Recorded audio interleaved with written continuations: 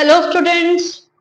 तो आज हम करने जा रहे हैं फर्स्ट चैप्टर का ही जो लास्ट एक्सरसाइज है, laws of exponent for the real number, यानी कि जो पावर्स आती हैं, एक्सपोनेंट आती हैं रियल नंबर की, उसके जो लॉज हैं उनके बारे में हम ये सामने मैंने आप लोगों को कुछ आइडेंटिटीज दी हैं। ये आइडेंटिटीज वैसे हम लोग 8th क्लास में भी कर चुके हैं, तो अभी आइडेंटिटीज को करते हैं। इन्हीं आइडेंटिटीज बेस्ड मैं आपको कुछ एग्जांपल यहाँ पे करवा दूंगी।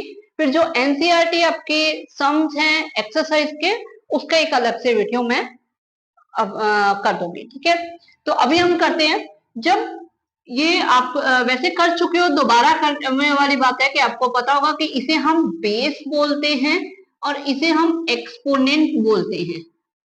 ठीक है, अगर बेस सेम हो, एक्सपोनेंट ऐड हो जाती है जब मल्टीप्लाई में फंक्शन आता है, तो ये इक्वल टू ए की m प्लस n हो जाएगा।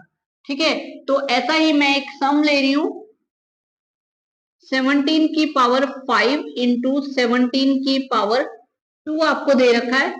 तो आप क्या करोगे, 17 की पावर 5 प्लस 2 यानी के 17 की 7 आ जाएगा। और अगर यहाँ पे आपको -5 इंटू 2 दे रखा है, तो आपका बीच में साइन तो मल्टीप्लाई के कारण प्लस का ही आएगा, लेकिन जो 5 का माइनस का साइन है वो एज इट इज उसके साथ रहेगा। तो -5 प्लस 2 ये आ जाएगा 17 की पावर -3। ओके, अगर पावर के ऊपर पावर आ जाती है तो हम क्या करते हैं, उन पावर्स को मल्टीप्लाई कर देते हैं। जैसे अगर आपके पास 2 की पावर 5 इंटू 7 है, तो क्या करोगे, 2 की पावर 5 7 दा 35 आ जाएगा। अगर आपको कोई नंबर 2/7 की पावर -3 ऊपर आगे है 4, तो ये आ जाएगा 2/7 की पावर -12। ओके, ठीक है। और अगर इस तरह से आपको डिवाइड में दे रखा है और m ग्रेटर देन है n से, तो ये आ जाएगा a की m माइनस n। अगर m लेस भी हुआ तो साइन चेंज हो जाएगा। जैसे यहाँ पे हम एग्जांपल ले लेते हैं, 23 की पावर 5 23 की पावर 2, ये हमारे पास है, हमें पता है m ग्रेटर देन है, तो हम सीधा सीधा इसे कर लेते हैं। 23 की 5 माइनस 2 यानी 23 की 3, इसका आंसर आ गया। और यही अगर आपके पास 23 की -5 अपॉन 23 की 2 दे रखा है, ठीक है, तो इसे हम ऐसे ही सॉल्व करेंगे। 23 की -5 -2, क्योंकि 2 जो पावर है वो डिनोमिनेटर की है, तो इसलिए वो माइनस में ही आएगी। ओके, तो ये माइनस माइनस प्लस हो जाएगा और 23 की पावर -7 हो जाएगी।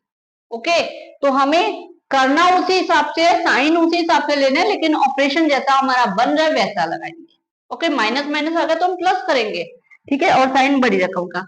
अब अगर आपके पास बेस अलग है, अभी तक हम जो सम कर रहे थे उन सम में क्या था, बेस सेम था, लेकिन अगर बेस डिफरेंट है और पावर सेम है, तो क्या आएगा, हम बेस की मल्टीप्लाई कर देंगे और उनकी एक साथ पावर दे देंगे।